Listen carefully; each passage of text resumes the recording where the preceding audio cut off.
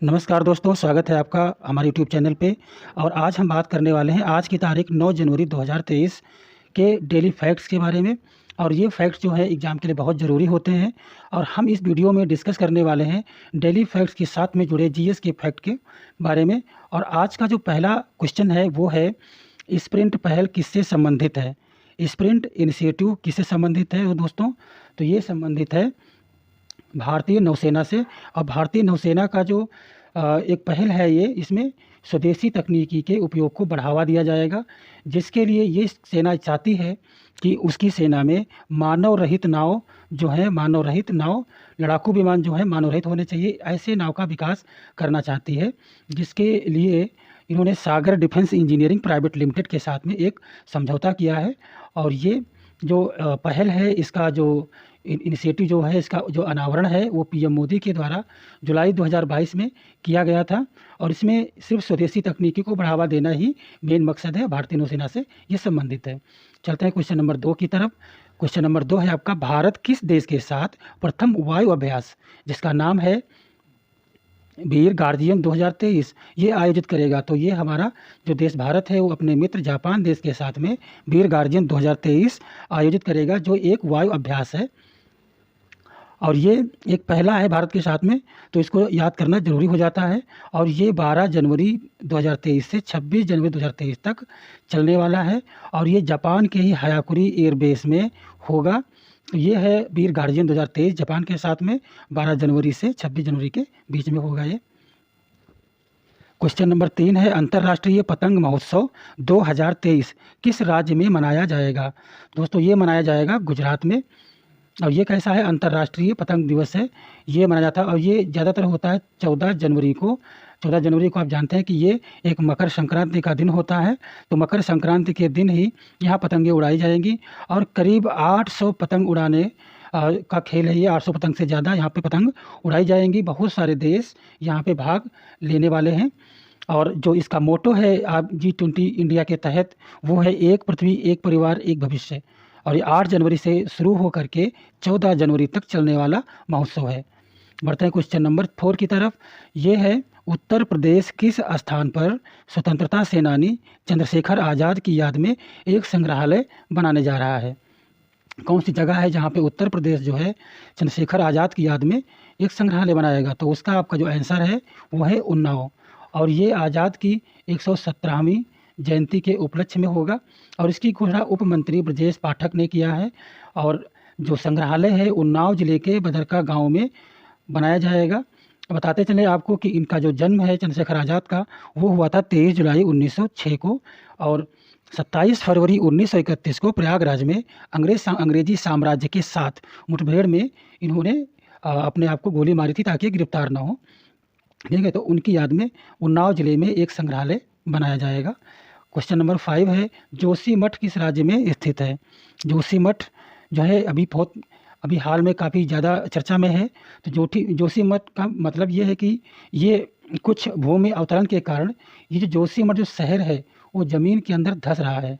और इसमें हुआ क्या है कि जो ये शहर है वो अपेक्षाकृत ढीली मिट्टी पर बसा हुआ है। और जो भूकंप और विवर्तनिक गड़बड़ी के कारण बार बार जो भूस्खलन आता है, उसके कारण यहाँ पे ज़मीन ढीली होने के कारण ये धंस रहा है। और ये स्थित है उत्तरांचल में। काफ़ी ज़्यादा ये सांस्कृतिक और धार्मिक पर्यटन की जगह है। तो यहाँ पे जैसे बद्रीनाथ का मंदिर है, शंकराचार्य मठ है, हेमकुंड साहिब है, ये कुछ धार्मिक स्थान भी यहाँ पर स्थित हैं, जिसकी वजह से सरकार का ध्यान जोशीमठ की तरफ गया है। और इस लिहाज से ये एग्ज़ाम के लिए भी ज़रूरी हो जाता है कि जोशीमठ जो शहर है वो किस राज्य में स्थित है? तो ये उत्तरांचल में स्थित है। बढ़ते हैं क्वेश्चन नंबर 6 की तरफ। ये है, दुनिया का सबसे बड़ा रिवर क्रूज़ का नाम क्या है? दुनिया का सबसे बड़ा रिवर क्रूज़ जो है वो नदियों में चलता है। और जिसको केवल क्रूज़ बोलते हैं वो ओशन में चलता है, समुद्र में चलता है। तो ये जो दुनिया का सबसे बड़ा जो रिवर क्रूज़ है, नदी में चलने वाला जहाज़ है, उसका नाम है गंगा विलास। और ये हमारे भारत का है। और ये चलेगा गंगा नदी में वाराणसी से डिब्रूगढ़ तक। वाराणसी से ये ब्रह्मपुत्र नदी तक जाएगा डिब्रूगढ़ में। तो वाराणसी से डिब्रूगढ़ इसकी एक लोकेशन होगी कि हाँ इस बीच से इस बीच में ये चलेगा। और दुनिया में ये सबसे लंबी दूरी तय करने वाला क्रूज होगा। एक बार जूम कर देते हैं ताकि आपको ये अच्छे से दिखाई पड़े। यहाँ पे आप देख सकते हैं जो इसकी पॉइंट है, ये 10 जनवरी से स्टार्ट होगा और ये 2300 किलोमीटर की दूरी तय करेगा। और इस क्रूज़ का जो प्रमोशन है वो सरकार 2018 से ही कर रही है, लेकिन 2020 में ये लॉन्च किया जाना भी था, लेकिन कोविड-19 जो महामारी थी उसके कारण इसके लॉन्चिंग में देरी हुई। और जो इसका सफ़र रहेगा वो रहेगा 50 दिनों का रहेगा और इसमें 18 स्वीट होंगे, स्वीट रूम होते हैं 18 और 50 यात्री की कैपेसिटी होगी इसकी। और ये काफ़ी ज़्यादा जो है 27 नदियों से पार करने वाला क्रूज़ होगा ये। तो ये हो गया हमारे गंगा विलास क्रूज़ के बारे में। अब बात करते हैं क्वेश्चन नंबर 7 का। तो क्वेश्चन नंबर 7 है, किस देश के मौसम प्राधिकरण ने रिकॉर्ड पर 2022 को वर्ष का सबसे गर्म वर्ष घोषित किया है 2022 को?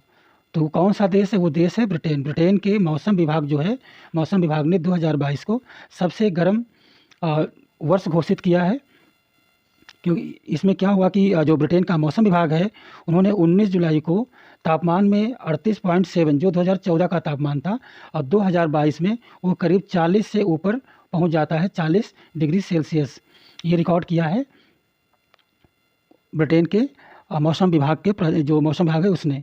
और बताते चले यहाँ पे कि ये जो वैज्ञानिक अनुसंधान के हिसाब से हर 5 साल में 10 डिग्री सेल्सियस जो टेम्परेचर है वो बढ़ जाता है। और अभी जब दिसंबर आया तो दिसंबर में जो ब्रिटेन का तापमान है वो 12 साल के निचले तापमान -17.3 डिग्री सेल्सियस चल रहा है इस समय। ठीक है, तो ब्रिटेन ने 2022 को सबसे गर्म वर्ष घोषित किया है। और प्रश्न संख्या 8 है, खेलो इंडिया यूथ गेम्स 2022 का जो 5वां संस्करण है उसका मेज़बानी कौन कर रहा है? तो उसका जो मेज़बानी कर रहा है दोस्तों मध्य प्रदेश। अब बात करते हैं मध्य प्रदेश। तो मध्य प्रदेश के जो सीएम है वो कौन है? शिवराज सिंह पाटिल। मध्य प्रदेश के ये जो यूथ गेम है वो होगा 8 शहरों में होगा और 13 दिन तक चलेगा ये। 30 जनवरी से 11 फरवरी तक चलने वाला ये गेम है। इस गेम में 6000 से ज़्यादा खिलाड़ी भाग लेंगे और ये मनाया जाएगा 8 शहरों में। वो 8 शहर हैं भोपाल, इंदौर, उज्जैन, ग्वालियर, जबलपुर, मंडला, बालाघाट, खरगोन और मैसूर। और इसका जो शुभंकर होगा वो होगा मोगली। तो ये मनाया जाएगा मध्य प्रदेश में। बढ़ते हैं क्वेश्चन नंबर 9 की तरफ। तो ये है, किस राज्य ने हाल ही में जाति आधारित सर्वे, दोस्तों जाति आधारित सर्वे शुरू करने वाला राज्य कौन सा है? तो वो राज्य है बिहार। और सरकार इस पर 500 करोड़ रुपए खर्च करेगी और बाकी जितने सारे इसके अपने एम्प्लॉयज़ हैं उसको ये लगाएगी काम। और दोस्तों ये सर्वे जो है मई 2023 तक ख़त्म हो जाएगा।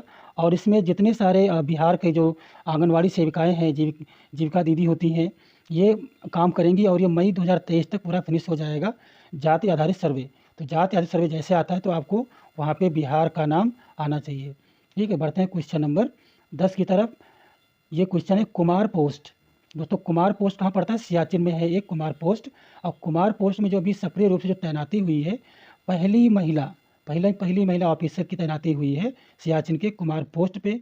तो उस महिला का नाम जब पूछा जा रहा है और उनका नाम है कैप्टन शिव चौहान। कैप्टन शिव चौहान जो है ये उनकी पिक है और ये कैप्टन शिव चौहान जो है सियाचिन पे पहली महिला अधिकारी बनेंगी। इस लिहाज से एग्ज़ाम के लिहाज से ज़रूरी हो जाता है। और कुमार पोस्ट की अगर हम बात करते हैं तो ये पोस्ट 15,632 फीट की ऊंचाई पर स्थित है। और कुमार पोस्ट नाम पड़ने का इसका कारण है कि स्वर्गीय कर्नल नरेंद्र कुमार के नाम पर इसको रखा गया है, जिन्होंने ऑपरेशन मेघदूत पर 1984 में सियाचिन ग्लेशियर को सुरक्षित तरीके से भूमिका निभाई थी। आज के लिए इतना ही और आगे बात करते हैं हम अगले दिन की। तब तक लाइक कीजिए, शेयर कीजिए। जय हिंद, वंदे मातरम।